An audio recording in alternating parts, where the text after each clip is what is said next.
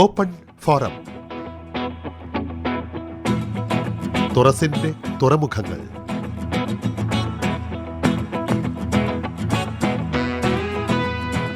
കേരള ചരിത്ര പഠനത്തിനും ഒരു ചരിത്രമുണ്ട്. ഈ വിഷയത്തെക്കുറിച്ച് യശശരീരനായ ചരിത്രകാരൻ ഡോക്ടർ MGS നാരായണൻ മുമ്പൊരിക്കൽ ആകാശവാണിയുമായി പങ്കുവച്ച നിരീക്ഷണങ്ങൾ ഇന്ന് കേൾക്കാം.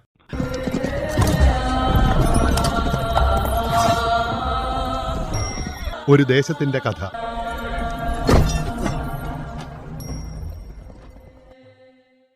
കേരളത്തിൻ്റെ ചരിത്രം എന്നൊക്കെ പറഞ്ഞിട്ട് നമുക്ക് അങ്ങനെ ഒരു കോൺഷ്യസ് ആയിട്ട് എഴുതുന്ന ഏർപ്പാടില്ലല്ലോ.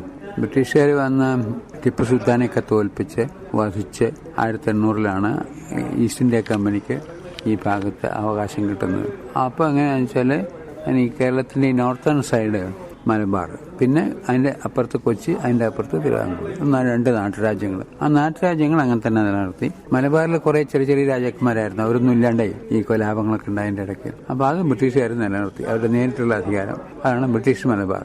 മുമ്പ് മലബാർ എന്നുള്ള പേര് ത്രൂ ഔട്ട് കേരളത്തിലുണ്ടായിരുന്നു.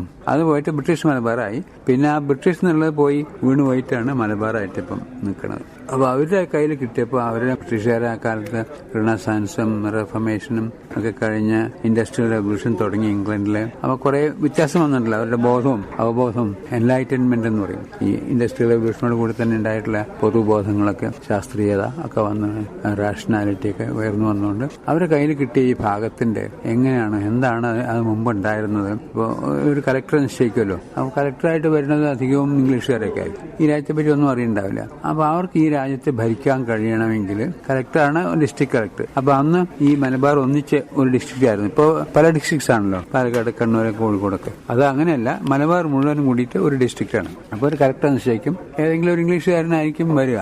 അയാൾക്ക് നാട്ടിനെ പറ്റിയൊന്നും അറിയണ്ടാവില്ല. അപ്പൊ അയാൾക്ക് അതിന് വേണ്ടിയിട്ട് ഒരു ഹാൻഡ് ബുക്ക് വേണം, നാടിനെ പറ്റി അറിയാൻ. അങ്ങനെ ഒന്നുണ്ടാക്കണം എന്ന് തീർച്ചയാക്കി. അത് മാത്രം പോരാ, ആ കാലത്തേക്ക് ഇന്ത്യയിൽ തന്നെ മിക്കവാറും എല്ലാ ഭാഗങ്ങളും അവരുടെ കയ്യിലായിരുന്നല്ലോ. അതുകൊണ്ട് ഇംപീരിയൽ ഗസറ്റിയർ ഓഫ് ഇന്ത്യ എന്ന് പറഞ്ഞിട്ട് ഒരു ബുക്ക്. അവരുടെ ആൾക്കാർ, ഇംഗ്ലീഷുകാരും യൂറോപ്യൻസും ഒക്കെ ഇവിടെ വന്ന് ഭരണാധികാരികളാകുമ്പോൾ മിക്ക ഡിസ്ട്രിക്റ്റിന്റെയും കളക്ടേഴ്സ്, ഡിസ്ട്രിക്ട് ജഡ്ജസ്, ആർമി ക്യാപ്റ്റൻസും ഒക്കെ ഈ ഫോറിനേഴ്സാണ്. അവർക്കൊക്കെ ഇവിടെ വന്നാൽ ഈ രാജ്യം എന്താണെന്ന് അറിയണ്ടേ. ജനങ്ങളെ ഭരിക്കാൻ കഴിയണമെങ്കിൽ ജനങ്ങളുടെ ഭാഷ എന്താണ്, വിശ്വാസങ്ങൾ എന്തൊക്കെയാണ്, അവർക്ക് ഇഷ്ടപ്പെട്ട ഏതാണ്, ഇഷ്ടപ്പെടാത്തത് ഏതാണ് ഒക്കെ മനസ്സിലാക്കണം. അതിന് വേണ്ടിയിട്ട് ഒരു ഹാൻഡ് ബുക്ക് ഉണ്ടാക്കണം. അതിന് വേണ്ടിയിട്ടാണ് ഇംപീരിയൽ ഗസറ്റിയർ ഓഫ് ഇന്ത്യ അവർ പ്ലാൻ ചെയ്തത്. അതിന്റെ ചാപ്റ്റേഴ്സ് ഒക്കെ ഉണ്ടാക്കി സെൻട്രലായിട്ട് തന്നെ. എന്നിട്ട് അവർ തീർച്ചയാക്കി ഇത് ഓരോ ഡിസ്ട്രിക്റ്റിലും ഭരിക്കുന്ന കളക്ടർമാരെ കൊണ്ട് ആ ഡിസ്ട്രിക്റ്റിന്റെ ഹിസ്റ്ററി എന്നുമാതിരി എഴുതിക്കുക, മാനുവൽ. അങ്ങനെയാണ് ലോകൻ ഇവിടുത്തെ എഴുതാൻ തീർച്ചയാക്കിയത്. ലോകൻ അവിടെ കളക്ടറായിരുന്നു, അയാളെ ഏൽപ്പിച്ചു. അതുമാതിരി ഓരോ ദിക്കിലും ഇപ്പോൾ കർണാടകത്തില്, സദേൺ കർണാടകത്തില് സ്റ്റെറോക്ക് എന്ന് പറഞ്ഞിട്ട് ആളായിരുന്നു, മധുരയിൽ വേറൊരാളായിരുന്നു. ഓരോ ഡിസ്ട്രിക്റ്റിലും അതാത് ഏരിയയിലത്തെ കളക്ടറെയാണ് ഏൽപ്പിച്ചത്. ഭാഗ്യവശാൽ ഈ വില്യം ലോഗൻ എന്ന് പറഞ്ഞ ആൾക്ക് വലിയ താല്പര്യം ഉണ്ടായിരുന്ന ആളാണ്. നാട്ടുകാരെ സംബന്ധിച്ചിടത്തോളം ഇന്നത്തെ കളക്ടർമാർ മിക്കവാറും നല്ല പണ്ഡിതന്മാരാണ്. ഈ വെറും ഉദ്യോഗസ്ഥന്മാരെന്നുള്ള നിലയല്ല. ഒരു പുതിയ രാജ്യം ഭരിക്കുകയല്ലേ, അപ്പൊ അവരുടെ കൾച്ചർ എന്താണെന്ന് മനസ്സിലാക്കണം, അതനുസരിച്ച് അവരോട് പെരുമാറാൻ കഴിയണം. അങ്ങനെയൊക്കെയുള്ള വിശ്വാസമുള്ള ആളുകളാണ്. എന്ന് മാത്രമല്ല, അവർക്കിപ്പം ഒരു കളക്ടറുടെ കീഴിൽ കുറെ താലൂക്കുകളുണ്ടാവും. ആ താലൂക്കിലൊക്കെ തഹസിൽദാർമാരുണ്ടാവും. ആ ഓരോ തഹസിൽദാരുടെ കീഴിലും ഒരുപാട് വില്ലേജ് ഓഫീസേഴ്സ് ഉണ്ടാവും. അപ്പോൾ വലിയൊരു ആർമി ഉണ്ട് അവരെ സഹായിക്കാൻ, ഇതൊക്കെ കറക്റ്റ് ചെയ്യാൻ വേണ്ടിയിട്ട്. അത് ആ മാനുവൽ നോക്കിയാൽ കാണാം. ഓരോ അംശത്തിലെയും ആൾക്കാരൊക്കെ. ഈ ലോകന്റെ മലബാർ മാനുവൽ എന്ന് പറയുന്നത് ഒരു വോള്യൂം അല്ല, ഒന്നാണ് അധികം ആൾക്ക് അറിയുള്ളൂ. അതിൽ ഫസ്റ്റ് വോള്യൂമിന് ഹിസ്റ്ററി, പിന്നെ ട്രഡീഷണൽ ഹിസ്റ്ററി എന്ന് പറഞ്ഞിട്ടൊരു ചാപ്റ്റർ ഉണ്ട്, പിന്നെ ഹിസ്റ്ററി ഫ്രം അതർ സോഴ്സസ് എന്ന് പറഞ്ഞിട്ട് വേറൊരു ചാപ്റ്റർ ഉണ്ട്, പിന്നെ കസ്റ്റംസ്, മാനേഴ്സ്, റിലിജൻ, പീപ്പിൾ എന്നൊക്കെ പറഞ്ഞ് ജോഗ്രാഫി നമുക്ക് തുടങ്ങിയിട്ടുണ്ട്. മൗണ്ടൻസ്, റിവേഴ്സ് ഒക്കെ ഉണ്ട്. രണ്ടാമത്തെ വോള്യൂമിൽ താലൂക്ക് വൈസായിട്ട് എടുത്തിട്ട് ഓരോ താലൂക്കിലുള്ള പ്രധാനപ്പെട്ട നഗരങ്ങള്, ഗ്രാമങ്ങള്, പള്ളികള്, കോവിലകങ്ങള്, അമ്പലങ്ങള്, അതിനെപ്പറ്റിയൊക്കെയുള്ള വിവരങ്ങളാണ്. മൂന്നാമത്തെ വോള്യൂം ട്രീറ്റീസ് ആൻഡ് എൻഗേജ്മെന്റ്സ്. അതായത് ഇവിടുത്തെ നാട്ടുരാജാക്കന്മാരായിട്ട്, നാടുവാഴികളായിട്ട്, ജന്മികളായിട്ടൊക്കെ ഈസ്റ്റ് ഇന്ത്യ കമ്പനി ഉണ്ടാക്കിയ കരാറുകളുണ്ട്. അങ്ങനെയുള്ള ഒരു 10-300 കരാറുകൾ. അതാണ് തേർഡ് വോള്യൂം. അങ്ങനെ 3 വോള്യൂംസ് ആയിട്ടാണ് ഉണ്ടാക്കിയത്. അതാണ് നമ്മുടെ ഹിസ്റ്ററിയെ പറ്റിയിട്ട് സയന്റിഫിക് ആയിട്ട് മോഡേൺ ലൈൻസിൽ കൂടെ പഠിക്കാനുള്ള ആദ്യത്തെ ശ്രമം. അപ്പൊ അതിന്റെ ഫൗണ്ടേഷൻ അതാണ്. പിന്നെ അവിടെ നിന്ന് അങ്ങോട്ടുള്ളതാണ് ബാക്കിയുള്ളതൊക്കെ വരുന്നത്. പിന്നെ അടുത്ത കാലത്ത് ഇൻഡിപെൻഡൻസ് ഒക്കെ കിട്ടിയതിന് ശേഷം ഈ ഡിസ്ട്രിക്ട് ഗസറ്റേഴ്സ് ഒക്കെ മാറ്റി പുതിയത് എഴുതിച്ചിട്ടുണ്ട്. പ്രൊഫസർ ശ്രീധരമേനോനാണ് കേരളത്തിലെ മിക്ക ഡിസ്ട്രിക്ട്സിന്റെ എഴുതിയത്. ഗസറ്റിയർ എഡിറ്ററായിട്ട് കുറച്ച് കാലം ഉണ്ടായിരുന്നു അദ്ദേഹം. ആ കാലത്താണ് മിക്ക ഡിസ്ട്രിക്റ്റിന്റെ എഴുതി 1-2 ബാക്കിയായി. അപ്പോഴേക്കും അയാള് വേറെ പോയി, രജിസ്ട്രാറായിട്ട് വേണ്ടി പോയി. MGS നാരായണൻ. പിന്നെ ഞങ്ങളുടെയൊക്കെ തലമുറയാണ്. അപ്പൊ ആ ഹിസ്റ്ററി എഴുതാൻ തുടങ്ങുമ്പോൾ ഉണ്ടായിരുന്ന ഒരു ബുദ്ധിമുട്ട്, പഴയ ഈ പ്രമാണങ്ങൾ മറ്റ് ജില്ലകളിലോ മറ്റ് സംസ്ഥാനങ്ങളിലോ ഉള്ള മാതിരി കേരളത്തിൽ കിട്ടാനില്ല എന്നാണ് പൊതു ധാരണ ഉണ്ടായിരുന്നത്. കുറേ കാലത്തേക്ക് അത് നിലനിന്നു. അപ്പോൾ അതൊരു എളുപ്പ വഴിയായി പലരെ സംബന്ധിച്ചിടത്തോളം. പിന്നെ രേഖകളൊന്നും അല്ലെങ്കിൽ തോന്നിയ മാതിരി എഴുതാലോ. അപ്പോൾ ഐതിഹ്യങ്ങളൊക്കെ കളക്ട് ചെയ്ത് തോന്നിയ മാതിരി പോലെ അങ്ങനെയൊക്കെയാണ് ആദ്യത്തെ ചരിത്ര ഗ്രന്ഥങ്ങളൊക്കെ വന്നത്. ആ ഇടയ്ക്കാണ് ട്രാവൻകൂറിൽ 1910 സ്റ്റേറ്റ് ഡിപ്പാർട്ട്മെന്റ് ഓഫ് ആർക്കിയോളജി ഉണ്ടാക്കി. അപ്പോൾ അവിടെ ആർക്കിയോളജിസ്റ്റ് ഒന്നും ഇല്ലാത്തതുകൊണ്ട് ആന്ധ്രയിൽ നിന്നാണ് ഗോപിനാഥ റാവു എന്ന് പറഞ്ഞ ആളെ, നല്ല സ്കോളറൊക്കെയാണ്. എന്താണ് ഹിന്ദു ഐക്കണോഗ്രാഫി എന്ന് പറഞ്ഞിട്ട് ഈ ക്ഷേത്രങ്ങളിലെ വിഗ്രഹങ്ങളുണ്ടല്ലോ, ആ വിഗ്രഹങ്ങളുടെ ശൈലികളെ പറ്റിയിട്ടുള്ള നല്ല 4 വോളിയം ബുക്കായുള്ള എഴുതിയിട്ടുള്ള നല്ല സ്കോളറാണ്. അയാളാണ് വിളിച്ചുകൊണ്ടുവന്ന ആദ്യത്തെ superintendent of archaeology state archaeology ട്രാവൻകൂറിൽ ഉണ്ടാക്കി. അപ്പൊ അത് കഴിഞ്ഞപ്പം ബ്രിട്ടീഷുകാരെ ഇങ്ങനെ പ്രേരിപ്പിച്ചുകൊണ്ടിരുന്നു. കൊച്ചിയിൽ വേറൊരാളെ ഉണ്ടാക്കി. കൊച്ചിയിൽ അന്ന് കൊച്ചി രാജാക്കന്മാരുടെ പാരമ്പര്യമായിട്ടുള്ള മന്ത്രിമാരായിരുന്നത് പാലിയത്തുകാരാണ്. പാലിയത്ത് അച്ഛൻ എന്ന് പറയും. അപ്പൊ അവിടെ ഇതിലൊക്കെ പരിചയം സമ്പാദിച്ചിട്ടുള്ള ഒരാളുണ്ടായിരുന്നു, പാലിയത്ത് അനുജനച്ഛൻ. അയാള് ഇന്ത്യയിൽ ആദ്യമായിട്ട് ആർക്കിയോളജിക്ക് ഒരു പുതിയ അടിത്തറ ഉണ്ടാക്കിയ ആള് മോർട്ടിമർ വീലർ എന്ന് പറഞ്ഞിട്ട്. അയാൾ റോമൻ ആർക്കിയോളജിയുടെ സ്പെഷ്യലിസ്റ്റാണ്. നെഹ്റുവിന്റെ ഒക്കെ ഇൻട്രസ്റ്റ് പ്രകാരം ഇന്ത്യയിലെ ആർക്കിയോളജിക്കൽ സർവേ ഓഫ് ഇന്ത്യയുടെ ആദ്യത്തെ ഡയറക്ടർ ജനറലായിട്ട് കൊണ്ടുവന്ന ആളാണ്. അപ്പോൾ അയാൾ ഇവിടെ വന്നപ്പോൾ ഇന്ത്യക്കാരെ കുറച്ച് പേര് ട്രെയിൻ ചെയ്യണം എന്ന് പറഞ്ഞ് ആ ട്രെയിനിങ് കിട്ടിയ ഒരാളാണ് ഈ പാലിയത്ത് അനുജനച്ഛൻ. അയാളാണ് പിന്നെ കൊച്ചിയിലെ ആദ്യത്തെ സൂപ്രണ്ടായിട്ട് വന്നത്. വേറൊരാൾ ഇളംകുളം കുഞ്ഞമ്പിള്ളയായിരുന്നു. അയാളാണ് പിന്നെ കേരളത്തിലെ ഇൻസ്ക്രിപ്ഷൻസ് ഒക്കെ പഠിച്ചത്. പിന്നെ ഒരാളുണ്ടായിരുന്നു VR പരമേശ്വരൻ പിള്ള. അയാളാണ് പ്രാചീന ലിഖിതങ്ങൾ എന്നൊക്കെയുള്ള ഒരു പുസ്തകം എഴുതി. പിന്നെ അധികം ജീവിച്ചിരുന്നില്ല എന്തുകൊണ്ട് അങ്ങനെ ഉണ്ടാക്കി. അപ്പൊ ഈ ട്രാവൻകൂർ ആർക്കിയോളജിക്കൽ സീരീസ് എന്ന് പറഞ്ഞിട്ട് ഒരു 8 വലിയ വോള്യൂംസ് അവർ പബ്ലിഷ് ചെയ്തു ഈ സ്റ്റേറ്റ് ഡിപ്പാർട്ട്മെന്റ് ഉണ്ടായതിന് ശേഷം. ആദ്യം ഗോപിനാഥ റാവു ആയിരുന്നു, പിന്നെ ഒരു KV സുബ്രഹ്മണ്യരായിരുന്നു, പിന്നെ AS രാമനാഥ അയ്യരായിരുന്നു, പിന്നെ പൊതുവാളായിരുന്നു, കസിൻസ് ഉണ്ടായിരുന്നു. അപ്പൊ അവരുടെ ആ കാലത്ത് കുറേ ലിഖിതങ്ങൾ കിട്ടി. ആദ്യം ഒന്നും ഉണ്ടായിരുന്നില്ല എന്ന് വിചാരിച്ചിരുന്നത്. അവരിങ്ങനെ ഓരോ ക്ഷേത്രങ്ങളിലും കോവിലങ്ങളിലും വില്ലേജസിലും ഓരോ ഇൻഫർമേഷൻ കിട്ടിയനുസരിച്ച് പോയി തെരഞ്ഞു നോക്കുമ്പോൾ ഒരുപാട് കിട്ടി, 100 കണക്കിൽ കിട്ടി. അപ്പൊ അതെല്ലാം കൂടെ അവർ പബ്ലിഷ് ചെയ്തു, ട്രാവൻകൂർ ആർക്കിയോളജിക്കൽ സീരീസ്. അതിൽ ഈ കേരളത്തിലെ ഈ ഭാഗത്തുള്ളുണ്ട്, ചേര ഇൻസ്ക്രിപ്ഷൻസ് ഉണ്ട്, Chola inscriptions, Pandya inscriptions, Pallava inscriptions, later Vijayanagara inscriptions, ഒരുപാടെണ്ണമുണ്ട്, 100 കണക്കിൽ. അതിന്റെ കൂട്ടത്തിൽ നിന്ന് ഈ ചേര രാജ്യം ഭരിച്ച കേരളം എന്ന് പറഞ്ഞാൽ പിന്നെ ഈ ചേരൽ എന്നാണ് പഴയ വാക്ക്. അതാണ് ചാ എന്നുള്ള അക്ഷരം കാന്നാവും വടക്കോട്ട് പോകുമ്പോൾ. ഇപ്പൊ നമ്മൾ ചെവി എന്ന് പറയുന്നത് കർണാടകത്തിൽ കെവിയാണ്. നമ്മുടെ പാ എന്നുള്ള അവർക്ക് ഹാന്നാവും. നമ്മുടെ പാലെന്ന് പറയുന്നത് കന്നഡയിൽ ഹാലാണ്. ആ വ്യത്യാസങ്ങൾ അക്ഷരത്തിന് വ്യത്യാസം വരുമല്ലോ. അങ്ങനെ ഈ ചേര ലിഖിതങ്ങൾ ഒരുപാട് ഉണ്ട്. അതെങ്ങനെയൊക്കെയാണ് തെരഞ്ഞ വലിയ ബുദ്ധിമുട്ടാണ്. ഇപ്പൊ തമിഴ്നാട്ടിലും കർണാടകത്തിലും ഒക്കെ ഉള്ള ഇൻസ്ക്രിപ്ഷൻസിലാണെങ്കിൽ അവര് അന്നത്തെ കന്നഡ ലിപിയും ഇന്നത്തെ കന്നഡ ലിപിയായിട്ട് വലിയ വ്യത്യാസങ്ങളൊന്നുമില്ല, കുറച്ച് വ്യത്യാസങ്ങളേ ഉള്ളൂ. അതേമാതിരി അന്നത്തെ തമിഴ് ലിപിയും ഒരു 10ാം നൂറ്റാണ്ടിന് അപ്പുറത്തുള്ള തമിഴ് ലിപിയും പിന്നെ ഉള്ള ഇന്നത്തെ തമിഴ് ലിപിയായിട്ട് വലിയ വ്യത്യാസമില്ല, ഒരേ ലിപി തന്നെയാണ്, ചെറിയ ചെറിയ വ്യത്യാസങ്ങളേ ഉള്ളൂ. പക്ഷെ കേരളത്തെ സംബന്ധിച്ചിടത്തോളമല്ല. കേരളത്തിൽ ഉപയോഗിച്ചിരുന്നത് ആദ്യം വട്ടെഴുത്ത് എന്ന് പറയുന്ന ഒരു ലിപിയാണ്. അവർ കൊടുക്കുന്ന വ്യാഖ്യാനം വട്ടത്തിലുള്ള എഴുത്ത്, വട്ടത്തിലൊന്നും അതല്ല ശരിക്കും, അങ്ങനെ ഒരു പണ്ടേ ഉള്ള ഒരു വ്യാഖ്യാനമാണ്. പിന്നെ ഞാൻ പറയണത് വട്ടെഴുത്തല്ല, വടക്കുന്ന് വന്ന എഴുത്താണ്. അതുകൊണ്ട് വട എഴുത്ത് എന്നുള്ളതാണ്. ഇപ്പൊ ടാ എന്നുള്ളതിന് ദ്വിത്വം എന്ന് പറയും ഗ്രാമാറ്റിക്കൽ റൂൾ അനുസരിച്ച്. ഇപ്പൊ നടു ഉച്ച എന്ന് പറയുന്നത് നട്ടുച്ചയാവില്ലേ, നട്ടപ്രാന്ത് എന്നൊക്കെ പറയില്ലേ, അതുമാതിരി ടാ എന്നുള്ളതിനൊരു ജെമിനേഷൻ എന്ന് പറയും, ഇരട്ടിപ്പ് വരും.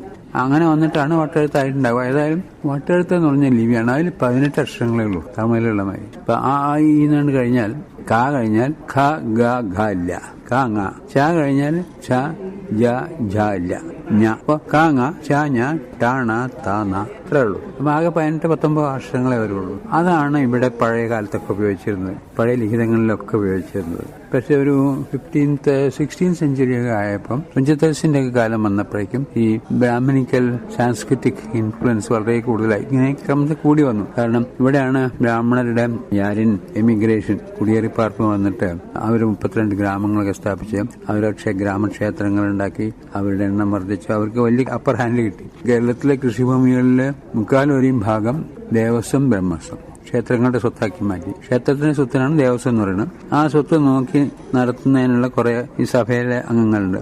അവർക്ക് സ്വന്തം നിലയ്ക്ക് അതിന് ഒരു ശമ്പളം എന്നുള്ള നിലയ്ക്ക് കൊടുക്കുന്നതാണ് ബ്രഹ്മസ്വം. അങ്ങനെ ദേവസ്വം ബ്രഹ്മസ്വമായിട്ട് കേരളത്തിലെ കൃഷിഭൂമികൾ മുഴുവൻ അവരുടെ കയ്യിലായി. അങ്ങനെയൊക്കെ വന്നപ്പോൾ സംസ്കൃതത്തിന്റെ സ്വാധീനം വർദ്ധിച്ചു, സംസ്കൃത വാക്കുകൾ കൂടുതലായി. തുഞ്ചത്തെഴുത്തിന്റെ കാലം വന്നപ്പോൾ അധ്യാത്മരാമായണം ഇതൊക്കെ ഉണ്ടല്ലോ, അതൊക്കെ വരുമ്പോഴേക്കും സംസ്കൃതം ഇന്നത്തെ മലയാളത്തിലുള്ള മാതിരി തന്നെയായി. ആധുനിക മലയാളം അന്നാണ് തുടങ്ങുന്നത്, 16th സെഞ്ചുറി ആകുമ്പോഴാണ്. അപ്പൊ എന്ത് വന്നു വെച്ചാല് ഈ വട്ടഴത്തിൽ ഇതൊന്നും എഴുതാൻ പറ്റില്ല. വട്ടഴത്തിൽ എഴുതാൻ വെച്ചാൽ ചക്ഷുശ്രവണ ഗളസ്തമം ദർദുരം ഭക്ഷണത്തിനപേക്ഷിക്കുന്നതുപോലെ. ഇപ്പൊ അധ്യാത്മരാമായണത്തിൽ 2 വരികളാണ്. ഇതൊന്നും എഴുതാൻ പറ്റില്ല വട്ടഴത്തിൽ. ഇൽസ ഇല്ല, സാ ഇല്ല, ത്ര എന്ന് എഴുതാൻ പറ്റില്ല. അങ്ങനെ വന്നപ്പോൾ എന്ത് വെച്ചാൽ വട്ടെഴുത്താളുകൾ ഉപേക്ഷിക്കാൻ തുടങ്ങി. എന്നിട്ട് അതിന് പകരം സംസ്കൃതം എഴുതാൻ സൗത്ത് ഇന്ത്യയിൽ ഉപയോഗിച്ചിരുന്നതാണ് ഗ്രന്ഥാക്ഷരം എന്ന് പറയും. അതാണ് ഇപ്പോഴത്തെ മലയാളം. ഇപ്പൊ നമ്മുടെ മലയാള അക്ഷരം, മലയാള ലിപി എന്ന് പറയുന്നത് മുൻപ് സംസ്കൃതം എഴുതാൻ ഉപയോഗിച്ചിരുന്ന ലിപിയാണ്. അത് സ്വീകരിച്ചു. അങ്ങനെ സ്വീകരിച്ചെങ്കിലും അത് സ്വീകരിച്ചത് അപ്പർ ക്ലാസ് ആളുകൾ മാത്രമാണ്. ഇതൊക്കെ വായിക്കുന്ന ഈ പുതിയ കൃതികൾ, തുഞ്ചന്റെ പുരാണങ്ങളും ഇതിഹാസങ്ങളൊക്കെ വായിക്കാനുള്ള ആളുകൾ മാത്രമല്ലേ ഉള്ളൂ. താഴേക്കിടയിലുണ്ടായിരുന്ന അന്ന് ഇഴവരും ഒക്കെ ആയിരുന്ന അതിന്റെ താഴെയുള്ളവരും പിന്നെ ക്രിസ്ത്യാനികളും മുസ്ലിങ്ങളും അവരുടെ ഭാഷയിലൊന്നും ഈ മാറ്റം വന്നിട്ടില്ല. അതുകൊണ്ട് അവരുടെ ഭാഷയ്ക്ക് പ്രശ്നം ഉണ്ടായിരുന്നില്ല. അവർ പഴയ ലിപി തന്നെ ഉപയോഗിച്ചു തുടങ്ങി. കന്നുവെച്ചാൽ വർഷം ഉണ്ടായില്ല എങ്കിൽ ആ ലിപി തന്നെയാണ് അവർ ഉപയോഗിച്ചത്. ഒരു 18-19 നൂറ്റാണ്ട് വരെ ഉപയോഗിച്ചു. പക്ഷെ 16-ാം നൂറ്റാണ്ടാകുമ്പോഴേക്കും അപ്പർ ക്ലാസ് ഹിന്ദുസിന്റെ എഴുത്ത് മുഴുവൻ ഈ ഇന്നത്തെ മലയാളം ലിപി മാറി. അപ്പൊ അതുകൊണ്ട് പഴയത് വായിക്കാനുള്ള ശീലം ആളുകൾക്കില്ല. അതാണ് ഒരു ബുദ്ധിമുട്ടുണ്ടായത്. നമ്മുടെ ചരിത്രം എഴുതി പുനഃസൃഷ്ടിക്കുന്നതിനുള്ള ഒരു ബുദ്ധിമുട്ടുണ്ടായത് ഇതിലാണ്. ഇപ്പൊ തമിഴ്നാടിന്റെയും കർണാടകത്തിന്റെയും ഒക്കെ അവർക്ക് പഴയ ലിപി അങ്ങനെ വായിക്കാം, കുറച്ച് വ്യത്യാസങ്ങളില്ല. ഇവിടെ എങ്ങനെ വേറൊരു ലിപി സമ്പ്രദായം തന്നെയല്ലേ. അതുകൊണ്ട് ഒന്ന്. പിന്നെ എന്താണെന്ന് വെച്ചാല് ഇപ്പൊ തമിഴ്നാട്ടിലെയും കർണാടകത്തിലൊക്കെ പുരാലിഖിതങ്ങളുണ്ടെങ്കിൽ അതിൽ സാധാരണ പുരാലിഖിതങ്ങൾ അധികവും ഭൂമിദാന പത്രങ്ങളാണ്. ഒരു രാജാവ് അയാളുടെ കുറച്ച് ഭൂമി ബ്രാഹ്മണർക്കോ അല്ലെങ്കിൽ വ്യാപാരികൾക്കോ ആർക്കെങ്കിലും ദാനം ചെയ്യാണ്. അതിന്റെ രേഖയാണ്. അത് പിൽക്കാലത്ത് അറിയാൻ വേണ്ടിയിട്ട് അതിന്റെ രേഖയാണ്. അതിൽ 2 ഭാഗം ഉണ്ടാവും. ആദ്യ ഭാഗം പ്രശസ്തി എന്ന് പറയാം. ഈ കൊടുക്കുന്ന ആള് അയാളെ സംബന്ധിച്ചുള്ള വിവരങ്ങൾ, അയാളുടെ വംശാവലി, പിന്നെ അയാളുടെ പൂർവികന്മാർ ചെയ്ത വീരകൃത്യങ്ങള്, അയാളുടെ ആക്രമണങ്ങള്, നേട്ടങ്ങള്, ഇതൊക്കെ കഴിയണ ആ ഭാഗമാണ് പ്രശസ്തി എന്ന് പറയുക, ഇൻട്രൊഡക്ഷൻ. അത് കഴിഞ്ഞിട്ട് പിന്നെ കൊടുക്കുന്ന സ്ഥലത്തിന്റെ അതിർത്തികളും ഇതൊക്കെ പറയണ അതിന്റെ കണ്ടീഷൻസും ഒക്കെ ആയിട്ടില്ല. അതാണ് ആക്ച്വൽ കണ്ടന്റ്. 2 ഭാഗമായിട്ടാണ് ഉണ്ടാവുക. കേരളത്തിലെ ഇൻസ്ക്രിപ്ഷൻസിൽ ഈ പ്രശസ്തി ഇല്ല. പ്രശസ്തി എന്ന് സംസ്കൃതം പറയണതിന് തമിഴിൽ പറയണ മെയ്കീർത്തി എന്നാണ്. അതില്ല. കാരണം എന്താണെന്ന് വെച്ചാല് ഇപ്പൊ മറ്റ് ചോള പാണ്ഡ്യ രാജ്യങ്ങളിലൊക്കെയുള്ള രാജാക്കന്മാർക്ക് മക്കത്തായമാണല്ലോ. അപ്പൊ അവർക്ക് അച്ഛന്റെ അച്ഛനെയും ആ വംശാവലി കൊടുക്കാൻ കഴിയും. ഇവിടെ മരുമക്കത്തായാണ്. മരുമക്കത്തായത്തിനുള്ള ഒരു കുഴപ്പം എന്താണെന്ന് വെച്ചാൽ ഇപ്പൊ ഇന്ന് ഭരിക്കുന്ന ആളുടെ മരുമക്കളല്ല പിന്നെ ഭരിക്കുന്നത്. മരുമക്കത്തായെന്ന് പേര് പറയുമെങ്കിലും മരുമക്കത്തായത്തിൽ എങ്ങനെയാണെന്ന് വെച്ചാൽ ഇപ്പൊ ഒരു കുടുംബത്തില് തായ് വഴിയല്ലേ, വഴി അമ്മ വഴിക്കാണ്. ഒരു കുടുംബത്തില് 4 സ്ത്രീകളെങ്കിൽ 4 താവഴികളുണ്ടാവും. ആ 4 താവഴിയിൽ ഏറ്റവും പ്രായം കൂടിയ ആളാണ് പിന്നെ ഭരിക്കാനാവുക. അല്ലാണ്ട് ഇപ്പോഴത്തെ ആളുടെ നേരെ വരുവാനല്ല എന്നാണ്. ഇയാൾക്ക് മറ്റേ ആളെ പരിചയം തന്നെ ഉണ്ടാവില്ല, ആരാ ഭരിക്കാന്ന് അറിയില്ല. അപ്പൊ അതുകൊണ്ട് വംശാവലി കൊടുക്കുന്ന സമ്പ്രദായം ഇല്ല.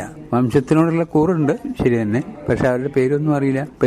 ഞാനും ഭരിക്കുകയാണെങ്കിൽ നാളെ എന്റെ കാലം കഴിഞ്ഞാൽ ഈ 4-5 താവഴികളിലുള്ളതിൽ ഏതെങ്കിലും ഏറ്റവും അന്ന് പ്രായം കൂടിയ ആളായിരിക്കും. അധികകാലം ഉണ്ടാവില്ല, തന്തക്കുപ്പിടിയായിട്ടാണ് ഭരിക്കാൻ തുടങ്ങുക. പിന്നെ അങ്ങനെ ഇടയ്ക്കിടയ്ക്ക് മാറ്റം വരും. അതുകൊണ്ട് വംശാവലി എന്ന് പറഞ്ഞൊരു സാധനമില്ല. പിന്നെ ഒരു കുഴപ്പമുള്ളത് എന്താണെന്ന് വെച്ചാൽ ഈ വംശാവലിയും ഇതൊന്നും ഇല്ലാത്തതുകൊണ്ട് അവരുടെ വീരകൃത്യങ്ങളൊന്നും രേഖപ്പെടുത്തിയിട്ടുണ്ടാവില്ല. ഇതാണ് കേരളത്തിലെ ഇൻസ്ക്രിപ്ഷൻസിനെ കൊണ്ട് ചരിത്രം ഉണ്ടാക്കുന്നതിനുള്ള ഒരു ബുദ്ധിമുട്ടുണ്ടായിരുന്നത്. പിന്നെ എന്താ വെച്ചാൽ വളരെ ബുദ്ധിമുട്ടിയിട്ട് എളംകുളം കുഞ്ഞൻപിള്ള എന്ന് പറയുന്ന മലയാളം പ്രൊഫസറാണ് ആദ്യമായിട്ട്, അയാളുടെ മലയാളം പഠിപ്പിക്കാൻ വേണ്ടിയിട്ടാണ് ഉണ്ടായിരുന്നത് കേരള യൂണിവേഴ്സിറ്റിയിൽ. അയാളാണ് ആദ്യമായിട്ട് ഈ ചേരനാട്ടിലെ ഇൻസ്ക്രിപ്ഷൻസ് എല്ലാം കൂടെ ഇന്ന് ചോളനാട്ടിലും പാണ്ഡ്യനാട്ടിലും ഒക്കെ ഉണ്ടല്ലോ അതിന്റെ ഇടയിൽ നിന്ന് തെരഞ്ഞെടുത്തിട്ട് കളക്ട് ചെയ്ത് ഒരു 70-75 എണ്ണം കിട്ടിയ ആൾക്ക്. അത് വെച്ചിട്ടാണ് കേരള ഹിസ്റ്ററി ആദ്യമായിട്ട് ഒരു ചട്ടക്കൂട്, ഒരു ഫ്രെയിം വർക്കൊക്കെ ഉണ്ടാക്കി, കാലക്രമൊക്കെ ഉണ്ടാക്കി. ബുദ്ധിമുട്ട് എന്താണെന്ന് വെച്ചാൽ ഈ അക്ഷരങ്ങൾ വായിക്കാനുള്ള പ്രയാസം അധികം ആളുകൾക്ക് അറിയില്ല. ഇയാൾ വളരെ ബുദ്ധിമുട്ടി പഠിച്ചുണ്ടാക്കി. 2-3 ആൾക്കാരുടെ നേരത്തെയുള്ള ശ്രമങ്ങളൊക്കെ ഉണ്ടായിരുന്നു, അത് കണ്ടിന്യൂ ചെയ്തിട്ട്. പിന്നെ ഒന്ന് എന്താണെന്ന് വെച്ചാൽ ഈ വംശാവലി ഇല്ല.